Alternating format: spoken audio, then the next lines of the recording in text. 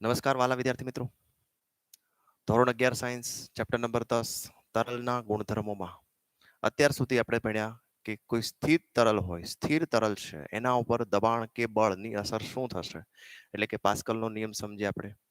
હવે આપણે સમજવું છે કે કોઈ તરલ છે એ વહન પામે છે ત્યારે એમાં કેવા પ્રકારના ગુણધર્મો જોવા મળે છે એ આપણે અભ્યાસ કરવો છે.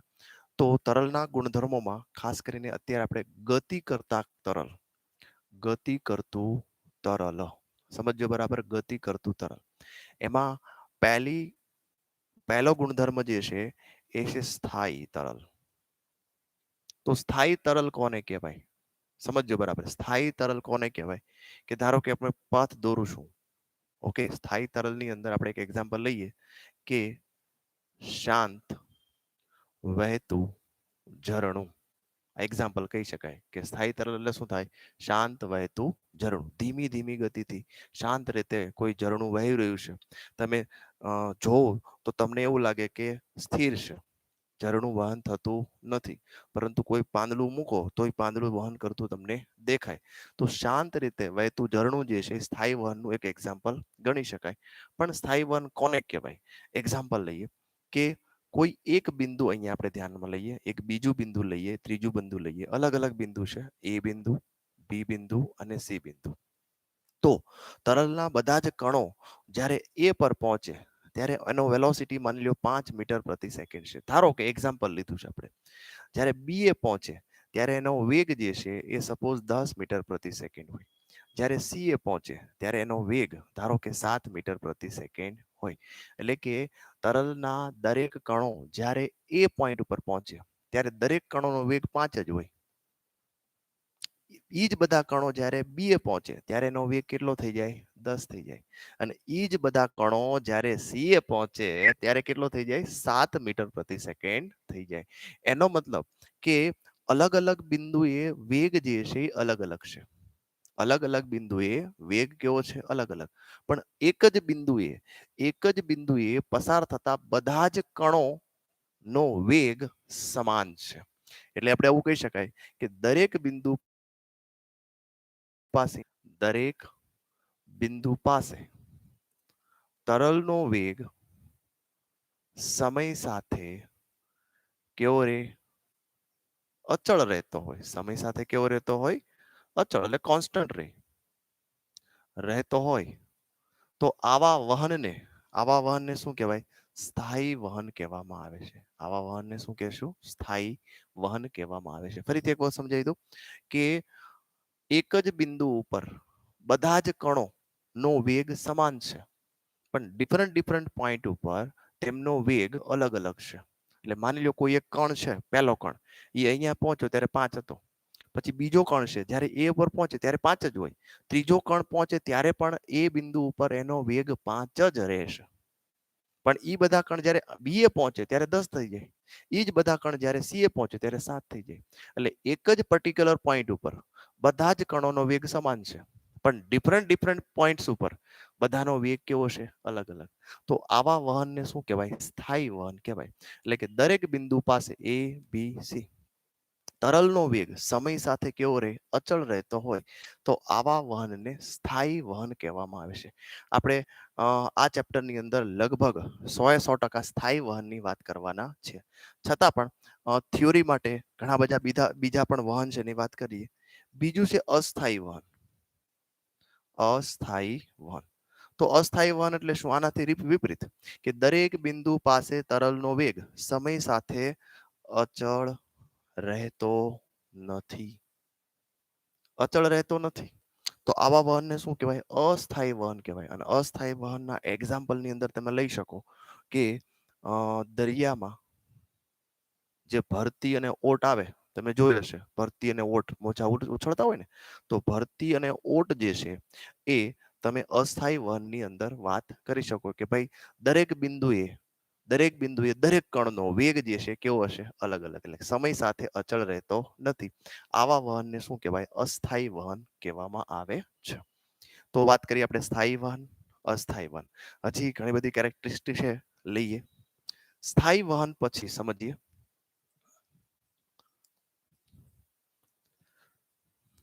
સ્થાયી વહન પછી એક પ્રક્ષુબ્ધ વહન આવશે. ત્રીજું આવશે પ્રક્ષુબ્ધ વહન. ચલો પ્રક્ષુબ્ધ વહન એટલે શું થાય? તો કે પ્રક્ષુબ્ધ વહન એટલે કે વેગમાં ઝડપી ફેરફાર થતો હોય સમય સાથે. વેગમાં એટલે કે તરલના વેગમાં સમય સાથે ઝડપથી ફેરફાર થતો હોય. ઝડપથી ખૂબ મોટો ફેરફાર થાય. ઝડપથી તો થાય પણ ખૂબ મોટો ફેરફાર થાય. તો આવા વહનને શું કહેવાય? આવા વહનને પ્રક્ષુબ્ધ વહન કહેવાય.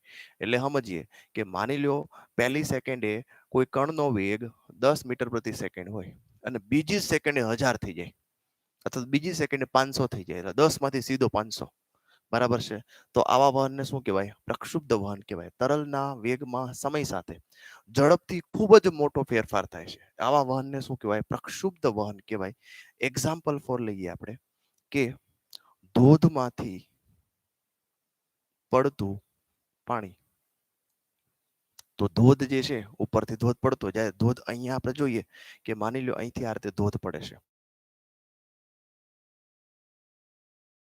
કોઈ બીજી સેકન્ડે પડે છે ત્યારે એનો વેગ જે છે એકદમ વધી જશે. તો ધોધમાંથી પડતું પાણી જે છે એને આપણે પ્રક્ષુબ્ધ વહન તરીકે લઈ શકાય. બીજો એક્ઝામ્પલ લઈ શકાય કે ધારો કે આ પથ્થર છે, બરાબર છે, અને આ દરિયો છે. બરાબર છે, આ દરિયો છે આ રીતે, અને આ પથ્થર છે. તો દરિયાના જે મોજા જે છે એ જોરથી આની સાથે ભટકાય આ રીતે. બરાબર, દરિયાના મોજા જે છે પથ્થર સાથે જોરથી ભટકાય છે ત્યારે પણ પ્રક્ષુબ્ધ વહન થતું હોય છે. ખ્યાલ આવ્યો? બહુ ઈઝી છે. તરલનો વેગ સમય સાથે બહુ જ મોટો ફેરફાર થાય તો આવા વહનને શું કહેવાય? પ્રક્ષુબ્ધ વહન કહેવામાં આવે છે. ચલો, પ્રક્ષુબ્ધ વહન પછી આપણે સમજીએ ચક્રીય વહન કોને કહેવાય અને અચક્રીય વહન કોને કહેવાય. સમજીએ ચક્રીય વહન. ચક્રીય વહનનો મતલબ શું? તો કે પરિણામી કોણીય વેગ નથી હોતો. એટલે માની લો આ રીતે ઝરણું જતું હોય, આ રીતે એક ઝરણું આ રીતે જાય છે, સમજીએ આપણે. બરાબર છે? ઓકે. અને માની લો કોઈ એક પાંદડું જે છે એ તમે અહીંયા આગળ આ રીતે રાખી દો આ રીતે. તો આ પાંદડું જે છે એની ગતિ આ રીતે સીધે સીધી જ જાય છે. જો આ રીતે પાંદડું ફરતું નથી, ફરી ફરીને જતું નથી. ચક્રીય વહન. અચક્રીય લખી નાખીએ. અચક્રીય વહન એટલે કે પરિણામી કોણીય વેગ શૂન્ય છે. પરિણામી કોણીય વેગ શૂન્ય છે. કોણીય વેગ નથી. આ રીતે ફરતું ફરતું જતું નથી, સીધું જ જાય છે. ટ્રાન્સલેશન મોશન થાય છે. તો આવા ગતિને શું કહેવાય? અચક્રીય વહન કહેવાય. આમાં નામ આપણે ચક્રીય વહન લઈએ. તો ચક્રીય વહન એટલે શું? તો આ જ પાંદડું જે છે એ પહેલા આવું હોય, પછી બીજી પોઝિશન જો તો પાંદડું જે છે એ કંઈક આવું થઈ જાય, વહન પામતું જશે. હવે જોશો તો પાંદડું જે છે એ અહીંયા પહોંચ્યું છે. ખ્યાલ આવે છે? થોડોક શેપ થોડોક અલગ છે. તો વહન થતું જશે આ રીતે. પહેલા અહીંયા હતું, પછી આમ થયું, એટલે ચક્રીય ગતિ કરે છે. બરાબર છે? એનો મતલબ કે ચક્રીયમાં લઈ શકાય કે પરિણામી કોણીય વેગ શૂન્ય નથી હોતો. શૂન્ય નથી. એટલે કોણીય વેગ મળે છે. કોણીય વેગ એટલે હું રોટેશનલ મોશન, ચક્રીય ગતિ થતું થતું જાય છે. એટલે એક્ઝામ્પલ ફોર લઈએ આપણે કે એક્ઝોસ્ટ ફેનમાંથી આવતી હવા. એક્ઝોસ્ટ ફેન શરૂ હોય ને એક્ઝોસ્ટ ફેનમાંથી જે હવા આવે ને એ કયું ઉદાહરણ કહેવાય? ચક્રીય વહનનું ઉદાહરણ કહી શકાય. કે ઉદાહરણ કહી શકાય? ચક્રીય વહનનું ઉદાહરણ. આવા ખાસ કરીને નીટ અને જેમાં એમસીક્યુ પૂછાતા હોય છે, યાદ રાખજો. બરાબર? ચક્રીય વહન થિયોરી ટાઈપના એમસીક્યુ પૂછાય તો તમને યુઝફુલ થઈ શકે. પછી ત્યારબાદ જે છે અદબનીય તરલ. તો અદબનીય તરલનો મતલબ શું થાય અને દબનીય તરલનો મતલબ શું થાય? તો લખીએ દરેક ક્ષણે, એટલે કે દરેક ક્ષણે એટલે કોઈ પણ સમયે, દરેક ક્ષણે તરલની ઘનતા અચળ રહેતી હોય. અચળ રહેતી હોય. બરાબર? ઘનતા ફેરફાર ન થાય. ઘનતા વધે નહીં, ઘનતા ઘટે નહીં, ઘનતા અચળ રહેતી હોય. દરેક ક્ષણે ગમે ત્યારે તમે એનું ટેસ્ટિંગ કરો, એની ઘનતા જે છે એ સેમ રહે. તો આવું તરલ જે છે એને દબાવી શકાતું નથી. એને અદબનીય તરલ કહેવાય. એક્ઝામ્પલ ફોર આપણે લઈ શકાય તેલ. ઓઇલ, આ બધા જે છે કેવા છે? અદબનીય છે. પછી દબનીય ઘટ શું કોને કહેવાય? દબનીય તરલ. તો દબનીય એટલે શું? તો કે સ્થાન અને સમય ની સાથે, સ્થાન કેવું છે, કયા સ્થાને ઉપયોગ કરો છો, કયા સમયે ઉપયોગ કરો છો, સ્થાન અને સમયની સાથે તરલની ઘનતા બદલાય. ઘનતા કેવી થઈ જાય? બદલાય તો આવા તરલને દબનીય તરલ કહેવાય છે. તો દબનીય તરલ એટલે કે હવા છે એ કેવી છે? તો કે દબાઈ શકે. એવી રીતે પાણી જે છે એ પણ જો ગરમ હોય અથવા તો ઠંડુ હોય એવા સમયે એની ઘનતા ઘટે અથવા તો વધતી હોય છે. બરાબર છે? તો એ સમયે પાણી જે છે એને પણ દબનીય તરલ તરીકે લઈ શકાય. તો બે પ્રકારના તરલ, દબનીય અને અદબનીય. હજી આપણે બે કેરેક્ટરિસ્ટિક બાકી છે, દબનીય અને અદબનીય. પછી શાન અને અશાન તરલ સમજીએ. શાન અને અશાન તરલ કોને કહેશું? આ બધી કેરેક્ટરિસ્ટિક છે, ગુણધર્મો છે. કોના? તો કે ગતિ કરતા તરલના ગુણધર્મો છે. શાન તરલ અથવા તો શાન વહન તરલ નહીં લઈશું. શાન વહન અને અશાન બંને એક સાથે સમજીએ. તો હવે આ થોડુંક જે છે ને એ હજી આપણે આગળના ટોપિકમાં હજી આનું ડિટેલ આવે છે. અત્યારે તમને ખાલી ટૂંકમાં સમજાવી દઉં કે શાન વહન કોને કહેવાય. તો કે શાન વહન એટલે કે શાંતા ગુણાંક, શાંતા ગુણાંક ઓછો હોય એ શાન વહન થતું હોય. દાખલા તરીકે પાણી, એટલે પાણીનો રેલો કરીએ તો ફટાફટ જશે, ફટાફટ એનું વહન થતું હોય છે. અને જેનું શાંતા ગુણાંક વધારે હોય, શાંતા ગુણાંક વધુ છે, તો આવા વહનને શું કહેવાય? તો એને કહેવાય અશાન વહન. બરાબર છે? તો મેં ઊંધું કરી નાખ્યું. શાન વહનની અંદર અહીંયા અશાન આવશે અને આવશે શાન. તો શાંતા ગુણક વધુ હોય, દાખલા તરીકે તેલ અથવા તો મધ, આને શું કહેવાય? શાન વહન કહેવાય. અને પાણી જે છે કેવું છે? અશાન વહન. એટલે કે માની લો તમે તેલનો રેલો કરો અને પાણીનો રેલો કરો, સૌથી વધુ સ્પીડમાં કોણ જાય? તો કે પાણી. એનો મતલબ કે એનો શાંતા ગુણક ઓછો છે. બરાબર છે? જેનો શાંતા ગુણક વધુ હોય એ ધીમે ધીમે ગતિ કરશે. તેલ અથવા તો મધ અથવા તો સોસ, આ બધા જે છે કેવા છે? શાન વહન. તો આપણે સમજ્યા, ફરીથી એક વાર સમજાવી દઉં. એક તો સ્થાયી વહન, બીજું અસ્થાયી વહન, પ્રક્ષુબ્ધ વહન, ચક્રીય વહન, અદબનીય વહન, દબનીય વહન, અને ત્યારબાદ શાન વહન અને અશાન વહન. આ બધી કેરેક્ટરિસ્ટિક હતી જે તમને એમસીક્યુમાં નીટ અથવા તો જે ની અંદર થિયોરી બેઝ તમને કામ લાગી શકે. હવે આપણે મેં વાત કરી એમ લગભગ 90% 99% આપણે સ્થાયી વહન માટે જ વાત કરીશું. તો સ્થાયી વહન એટલે શું હતું? તો તમને એમણે લખ્યું કે દરેક બિંદુ પાસે સમયની સાપેક્ષે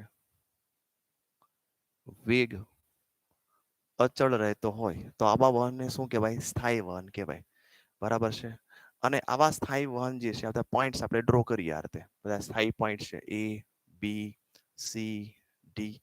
તો અહીંયા આગળ આપણે એનો પથ ડ્રો કરીએ. માર્ગ બતાવ્યો આપણે. શું બતાવ્યો? માર્ગ. ઇંગ્લિશમાં આપણે શું કહેશું? પથ ડ્રો કર્યો, માર્ગ. તો આવા માર્ગને શું કહેવાય? આવા માર્ગને ધારારેખી વહન કહેવાય. આવા માર્ગને શું કહેવાય? ધારારેખી વહન. નામ સમજાણું? ધારારેખી વહન એટલે હું અમને સમજીએ કે ધારારેખી વહન એટલે કે સ્ટેડી ફ્લો, એટલે કે સ્થાયી વહનના માર્ગને શું કહેવાય? ધારારેખી વહન કહેવાય. એટલે કે ધારારેખી વહનના દરેક બિંદુ, ધારારેખી વહન જે છે આ એક માર્ગ જ છે એક પ્રકારનો. તો ધારારેખી વહન જે છે બીજો ડ્રો કરીએ આ રીતે, ત્રીજો ડ્રો કરીએ, ચોથો ડ્રો કરીએ. ઘણા બધા આપણે ડ્રો કરી શકાય આ રીતે. તો ધારારેખી વહન જે છે ક્યારે એકબીજાને છેદતી નથી રેખા. ધારારેખી વહન એકબીજાને ક્યારે લાઈન જે છે એકબીજાને ઇન્ટરસેક્ટ કરે નહીં. બરાબર છે?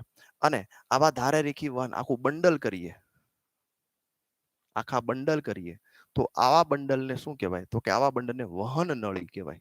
આ શબ્દો યાદ રાખજો, ખાસ કરીને યુઝ થાય છે. આવી બંડલ, આખા બંડલને શું કહેવાય? આખા બંડલને વહન નળી કહેવાય. તો શબ્દ લખ્યો હોય વહન નળી, તો તમને પૂછે કે વહન નળીમાં તરલનો પ્રકાર જણાવો. તો વહન નળીમાં તરલનો પ્રકાર જે છે એ સ્થાયી વહન હોય. વહન નળીમાં તરલનો પ્રકાર કેવો હશે? સ્થાયી વહન હોય છે. એટલે સ્થાયી વહન ના બિંદુઓને જોડો એટલે શું બને? ધારારેખી વહન. ધારારેખી વહનના બંડલને વહન નળી કહેવામાં આવે છે. ચલો આટલો કોન્સેપ્ટ સમજ્યા પછી હવે આપણે આગળ લઈએ. આ બધું જે છે ટર્મિનોલોજી હતી. ટર્મિનોલોજી એટલે કે અલગ અલગ પદ જે આ ટોપિકની અંદર વપરાતા હોય છે, એટલે કે ગતિ કરતા તરલમાં યુઝ થતા હોય છે. હવે આપણે આગળ લઈએ. આપણે સાતત્ય સમીકરણ સાબિત કરવું છે. સાતત્ય સમીકરણ. ચલો સમજીએ સાતત્ય સમીકરણ છે શું. તો આપણે અહીંયા આગળ એક ટ્યુબ ઓફ ફ્લો અથવા તો જેને કહેશું વહન નળી ધ્યાનમાં લઈએ. તો વહન નળી આ રીતે ધ્યાનમાં લઈએ. 1 2 અને 3. આ રીતે એક વહન નળી ધ્યાનમાં લીધી. અહીંયા આપણે એક આડછેદનું ક્ષેત્રફળ બનાવીએ. એક અહીંયા બનાવીએ અને એક અહીંયા બનાવીએ. બરાબર છે? એટલે કે અહીંથી તરલ એન્ટર થાય છે અને અહીંથી તરલ બહાર નીકળશે. તો અહીંયા લખીએ તરલ પ્રવેશે છે. બરાબર છે? અહીંથી તરલ બહાર નીકળે છે. એટલે સમજો કે જેટલું તરલ ગયું હોય ડેલ્ટા ટી સમયમાં, એટલું જ ડેલ્ટા ટી સમયમાં તરલ બહાર નીકળતું હોય છે. અને અહીંયા પણ એટલું જ હોય. સમજીએ કે અહીંયા વેગ v1 હોય, પહેલો પોઈન્ટ, બીજો પોઈન્ટ, ત્રીજો પોઈન્ટ. અહીંયા તેનો વેગ v2 હોય, કારણ કે જેમ જેમ નેરો એન્ડ આવે એટલે કે સાંકડું થાય એમ વેગ વધે, પહોળું થાય એમ વેગ ઘટે. અહીંયા વેગ v3 હોય.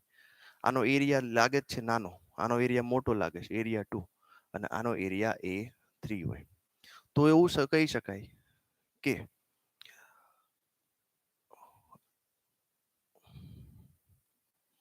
એક આડછેદના ક્ષેત્રફળ a1 માં ડેલ્ટા ટી સમયમાં અંદર જતું દળ ફ્લક્સ એટલે કે એમ કેટલું થાય? તો કે એક આડછેદના ક્ષેત્રફળમાંથી ડેલ્ટા ટી સમયમાં અંદર જતું દળ ફ્લક્સ ગોતો. તો દળ ફ્લક્સ જોઈએ તો દળ ફ્લક્સનો ફોર્મ્યુલા શું? તો કે m બરાબર રવિ થાય. બરાબર, ખ્યાલ છે તમને? m બરાબર ક્યાંથી આપણે લીધું? તો કે ડેન્સિટીનો ફોર્મ્યુલા છે દળ ભાગ્યા કદ. એમાંથી દળને કરતા બનાવો ρ v. ચલો હવે એક અહીંયા યાદ રાખવા જેવી બાબત છે કે અહીંયા મારે કદ જે છે, એકચ્યુઅલ કદના ઘણા બધા ફોર્મ્યુલા છે કે કદ એટલે શું થાય? તો કે આકાર ઉપર ડિપેન્ડ થાય.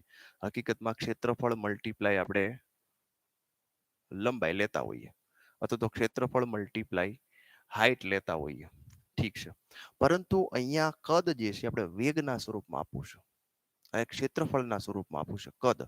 તો અહીંયા એક વસ્તુ તમારે યાદ રાખવાની છે. જોઈએ કઈ યાદ રાખવાની છે, બરાબર સમજાવું કે કદ એટલે શું? કદ બરાબર અહીંયા યાદ રાખશો a v અને t. avt નો ફોર્મ્યુલા છે કદ બરાબર avt. જોઈએ કે avt થી કદ બને છે કે નથી બનતું. a એટલે એરિયા એટલે કે મીટર સ્ક્વેર, v એટલે વેગ મીટર પ્રતિ સેકન્ડ, અને t એટલે સેકન્ડ એટલે સેકન્ડ સેકન્ડ કેન્સલ. જો જોઈએ મીટર ઘન. આ સાહેબ બને છે. એનો મતલબ કે કદ બરાબર તમારે હવે યાદ રાખવાનું છે avt, એટલે કે ક્ષેત્રફળ, વેગ અને સમય નો જૂનો ગુણાકાર કરવામાં આવે તો તમને કદ તરીકે મળે છે. તો અહીંયા આગળ બાજુમાં આપણે કદ બરાબર લખીએ a સ્મોલ v. જોજો સ્મોલ v છે. તો m બરાબર શું લખશું? ρ a v અને t. દળ બરાબર આને સમીકરણ 1 કહી દઈએ. તો જેટલું દળ અહીંથી પ્રવેશે એટલું જ દળ અહીંયા આવે ડેલ્ટા ટી સમયમાં બહાર નીકળશે, અને એટલું ડેલ્ટા ટી સમયમાં બહાર નીકળશે. એનો મતલબ કે પહેલી પોઈન્ટ ઉપર, બીજા પોઈન્ટ ઉપર દળ ફ્લક્સ અને ત્રીજા પોઈન્ટ ઉપર દળ ફ્લક્સ સમાન રહે. જેટલું અંદર આવે એટલું જ બહાર નીકળે. બરાબર, ડેલ્ટા ટી સમયમાં જેટલું દળ ફ્લક્સ અંદર આવ્યું હોય એટલા જ સમયની અંદર એટલું દળ ફ્લક્સ બહાર નીકળવાનું છે. એટલે દરેક પોઈન્ટ ઉપર દળ ફ્લક્સ સમાન રહે. દરેક પોઈન્ટ ઉપર દળ ફ્લક્સ કેવું રહે? સમાન. તો આપણે લખીએ અહીંયા ρ a vt. ρ a vt. આમ તો 2 પોઈન્ટ લઈએ તો ચાલે, પણ 3 પોઈન્ટ લીધા છે vt. હવે જોઈએ સમય સરખો છે, બધામાં સમય સરખો છે, એટલે સમયમાં આપણે ટી કેન્સલ કરી દઈએ. ટી સમય ટી સમય ટી સમય. ચલો એરિયા તો કે સમાન નથી, એરિયા 1 એરિયા 2 એરિયા 3. તો આપણે એરિયા 1 એરિયા 2 એરિયા 3 લખવું પડે. વેગ સમાન નથી v1 v2 v3, તો વેગ 1 વેગ 2 વેગ 3, પણ તરલ જે છે એ જે એન્ટર થયું એ જ બહાર નીકળશે ને. અહીંથી તેલ એન્ટર કર્યું તો તેલ જ બહાર નીકળવાનું છે. પાણી એન્ટર કરશો તો પાણી જ બહાર નીકળશે. એટલે પહેલો બીજો અને ત્રીજા પોઈન્ટ ઉપર પાણી છે તો પાણી જ રહેશે દરેક 3 ઉપર. એટલે ઘનતા કેવી રહેશે? સમાન. 3 ઉપર ઘનતા સમાન, એટલે ઘનતા કેન્સલ. તો વધ્યું હું જોવું જોઈએ a1 v1 a2 v2 અને a3 v3, બરાબર છે. તો આને શું કહી શકાય? તો કે કોઈ પણ પોઈન્ટ ઉપર એની પોઈન્ટ, બરાબર છે, આનો ગુણાકાર અચળ રહે. એટલે કે એરિયા અને વેગ નો ગુણાકાર હંમેશા અચળ રહેશે કોઈ પણ પોઈન્ટ ઉપર. એટલે કે તમને આપેલી વહન નળીની અંદર કોઈ પણ પોઈન્ટ ઉપર ક્ષેત્રફળ, ધારો કે આ પોઈન્ટ છે તો અહીંયા ક્ષેત્રફળ અને આનો વેગ, આ બંનેનો ગુણાકાર જે છે હંમેશા અચળ રહેશે. એટલે AV ઇઝ ઇક્વલ ટુ અચળ, જેને સાતત્ય સમીકરણ તરીકે ઓળખાય છે. આ તો મેં તમને આખી થિયરી સાબિત કરી. હવે આપણે સીધું યાદ રાખીશું નીટ અને જેઈ અથવા તો MCQ સોલ્વ કરવા માટે અથવા તો એક્ઝામ્પલ સોલ્વ કરવા માટે a1 v1 is equal two a2 v2 બે પોઈન્ટ્સ આપેલા હોય તો a1 v1 is equal two a2 v2 અથવા તો AV બરાબર અચળ હોય છે, જેને સાતત્ય સમીકરણ તરીકે ઓળખવામાં આવે છે. બરાબર જોઈ લેજો. આ એક નવું છે કદ, ખાસ યાદ રાખજો. આ કેપિટલ વી છે, આ સ્મોલ વી છે, બરાબર. આગળ લઈએ. હવે સાતત્ય સમીકરણ પછી, જો સાતત્યકરણ સમીકરણ સમજાઈ ગયું, એના પછી આપણે બર્નોલીનું સમીકરણ એક સાબિત કરવું છે, જે આખા ચેપ્ટરની અંદર અથવા તો આ ટોપિકની અંદર લગભગ 90% એક્ઝામ્પલ MCQ જે છે બર્નોલીના સમીકરણથી સોલ્વ થતા હોય છે, બરાબર. તો જોઈએ બર્નોલીનું સમીકરણ જોઈએ કેવી રીતે સોલ્વ કરવું. તો બર્નોલીના સમીકરણમાં પણ આપણે એક વહન નળી લેવી છે. તો ચલો વહન નળી જે છે એ આ રીતે લઈએ. ના ગમે લઈ શકાય, જરૂરી નથી આ રીતે વહન નળી લીધી. ચલો અહીંથી વહન નળી આ રીતે લીધી. ઓકે, આ જે છે સમક્ષિતિજ છે, એટલે કે હોરિઝોન્ટલ છે. અહીંથી આ વહન નળીની હાઈટ h1 છે, અહીંથી આ h2 હોય, બરાબર. સમજો h1 h2. એક કામ કરીએ, વહન નળી થોડીક નાની બનાવીએ, બરાબર, કારણ કે લખાણ ઘણું બધું છે આમાં, સાબિત કરવું છે જે આપણે સૂત્ર એ બાજુ થઈ શકે. થોડીક વહન નળી નાની દોરીએ. ચલો આ રીતે વહન નળી છે. અહીંથી h2 છે હાઈટ, અહીંથી હાઈટ જે છે એ તમને આપી છે h1. ઓકે, સમજીએ કે અહીંયા વેગ p1 હોય, સોરી પ્રેશર p1 હોય, આનું પ્રેશર p2 હોય, આનો એરિયા a2 હોય, આનો એરિયા a1 હોય, આનો વેગ v1 હોય, અહીંયા વેગ v2 હોય, બરાબર છે. આ રીતે આપણે સમજ્યા. હવે તો કે ચેપ્ટર નંબર 6 કાર્ય ઉર્જા પ્રમેય ઉપરથી આ સોલ્વ કરવું છે. કાર્ય ઉર્જા પ્રમેય ઉપરથી સોલ્વ કરવું છે. ચલો કેવી રીતે સમજીએ. આમ તો બુકની અંદર બહુ ડિટેલમાં આપ્યું છે, આપણે ડિટેલમાં નહીં, કેવી રીતે સોલ્વ કરવું એ સમજીએ.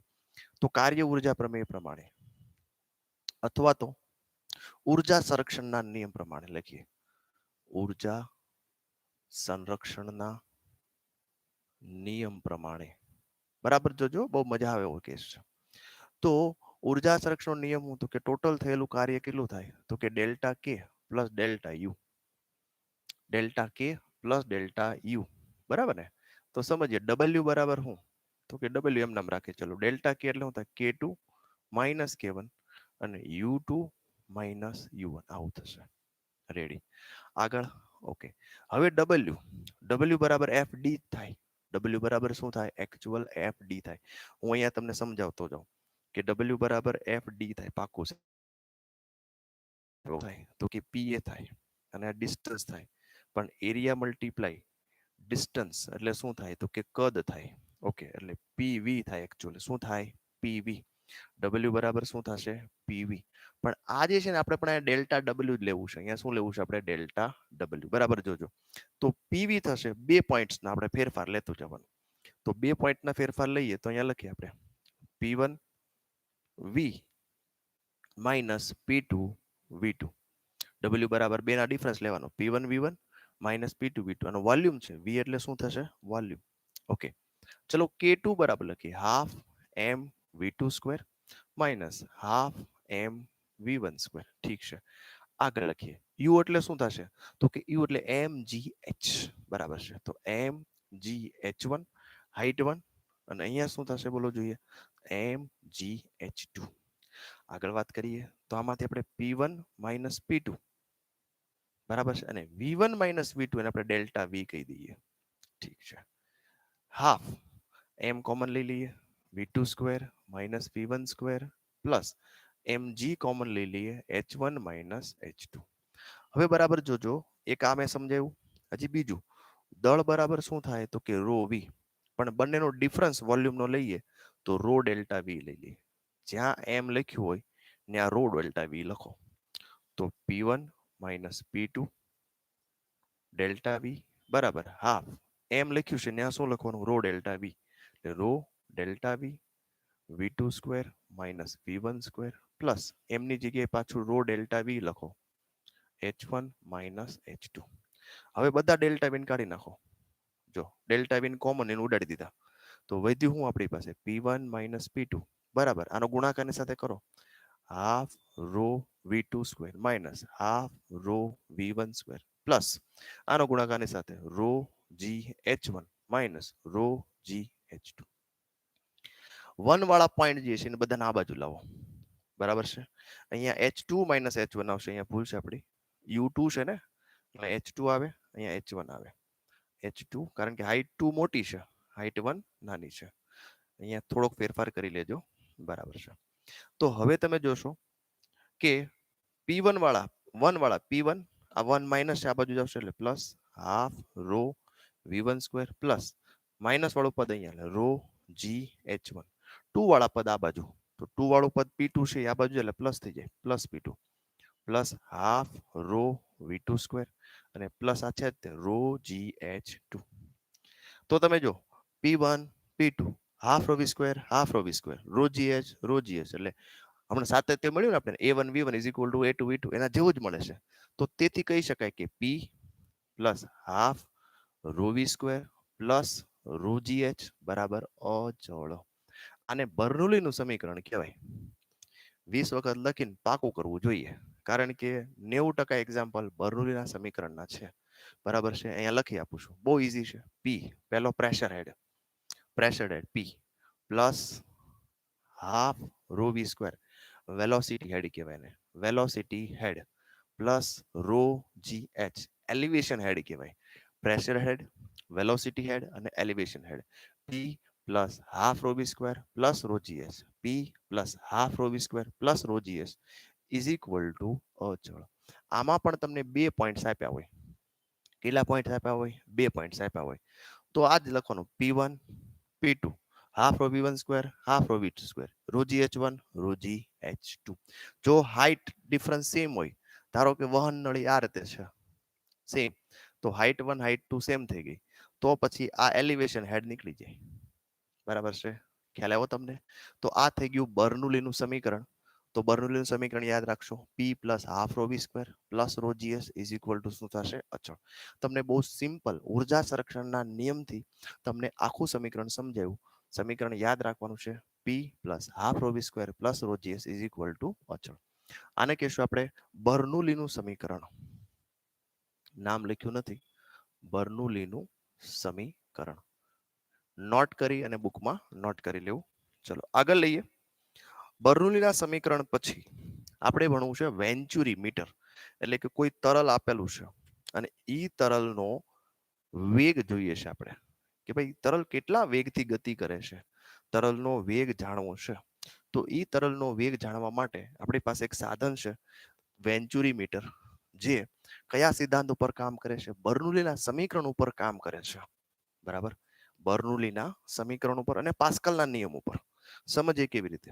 કોઈ તરલના વેગ જાણવા માટે સાધન બનાવવામાં આવે છે જેને વેન્ચુરી મીટર કહેવામાં આવે છે અને એ વેન્ચુરી મીટર જે છે એ યુટ્યુબ પ્રકારનું જ છે કંઈક કે જેની અંદર પારો ભરેલો હોય છે. ચલો સમજીએ બરાબર. તો વેન્ચુરી મીટર લઈએ,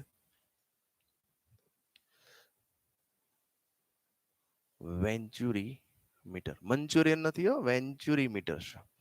તો વેન્ચુરી મીટર જે છે એને સમજતા પહેલા આપણે સમજીએ અને ડ્રો કઈ રીતે કરવું. પહેલા એક મોટો એરિયા લઈ લો જેને કેપિટલ એ કહી દો. આને સેમ લાઈન ડ્રો કરી એક નાનો એરિયા લઈ લો જેને સ્મોલ એ કહી દો, અથવા તો A1 A2 પણ લઈ શકાય. કેવી રીતે સોલ્વ કરવાનું? જો આમાંથી આપણે ટોટલ 5 એક લાઈન લ્યો, બરાબર. આ શું છે તો કે સ્ટ્રીમ લાઈન છે, ધારા વહન. 5 એક લાઈન લ્યો. આ 5 લાઈન જે છે એને તમારે આમાંથી પાસ કરવાની છે, બરાબર છે. આમાંથી અડી ટચ ન થવી જોઈએ, એક બીજી લાઈન જે છે એ ટચ થવી જોઈએ નહીં. જો ટચ થશે, બરાબર છે, તો એને સ્ટેડી ફ્લો કહી શકાય નહીં, બરાબર છે. આ રીતે ડ્રોઈંગ કરી શકાય. ધારો કે તમારે ડ્રો કરવું હોય તો આ રીતે ડ્રો કરી શકો.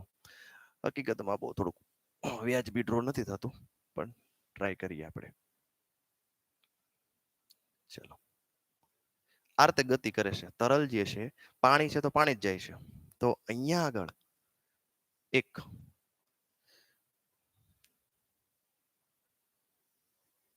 આ યુટ્યુબ છે, જો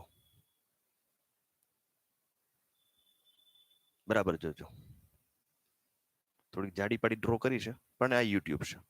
યુટ્યુબની અંદર જે છે અહીંયા આગળ મર્ક્યુરી અથવા તો કોઈ હાઈ ડેન્સિટી વાળું પ્રવાહી ભરેલું હોય છે. ઓકે, તો ઈ પ્રવાહી એટલે અહીંયા શું થાય, અહીંયા વેલોસિટી વધે, અહીંયા વેગ v1 હોય, અહીંયા વેગ શું હોય, v2 હોય. તો આ વેગ જેમ નેરો એન્ડ થાય ને એમ વેગ વધે, એટલે પ્રેશર જે છે ને ઘટે, એટલે પ્રેશર ઉપર જાય, એટલે આ મર્ક્યુરીને ઉપર તરફ ખેંચશે, એટલે આ મર્ક્યુરી અહીંયા પહોંચી જશે. પહેલા શરૂઆતમાં લેવલમાં હશે, જ્યારે આ વહન થતું નથી ત્યારે લેવલમાં હશે, ત્યારે સિમ્પલ આ રીતે લેવલમાં હોય, જો સમજો તમે. પણ જેવો તમે ફ્લો શરૂ કરો એટલે આનો વેગ વધ્યો, વેગ વધે એટલે દબાણ ઘટે, બરાબર. એટલે આ ઉપર તરફ ખેંચાય, આ લિક્વિડ ઉપર તરફ ખેંચાય, એટલે એટલું ખેંચાણું, એટલે આ થોડુંક નીચે જશે આ રીતે. એટલે આ બંને વચ્ચે હાઈટ નો ડિફરન્સ બને, જો આ રીતે, બરાબર છે. એટલે આપણે વેગ જોઈએ છે ભાઈ, આ કાણા ઉપર આ તરલનો વેગ કેટલો છે v1 આપણે નોટ કરવું છે. તો બર્નોલીના સમીકરણથી સોલ્વ કરીએ. કયા સમીકરણથી? બર્નોલીના સમીકરણથી. તો લખે બર્નોલીના સમીકરણથી. ચલો પહેલા સમજાઈ ગયું. આ વેન્ચુરીમીટર છે. વેન્ચુરીમીટર તરલનો વેગ માપતું સાધન છે. વેન્ચુરીમીટર એ તરલનો વેગ માપતું સાધન છે. એ માત્ર હાઈટ ઉપર, જેટલો વેગ વધારે એટલું તરલ ઉપર જશે, એટલે હાઈટ વધશે.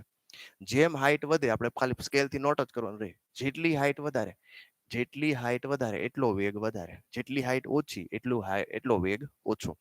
તો બર્નોલીનું સમીકરણ આપણી પાસે છે p plus half rho V square plus rho જી, સેમ આ બાજુ લખી નાખો p પ્લસ, બધા એક્ઝામ્પલમાં આવું જ કરવાનું છે. જો બધા જ એક્ઝામ્પલમાં પછી 1 2 લખવાના, પહેલા સેમ લખી નાખો p1 p2 v1 v2 h1 h2.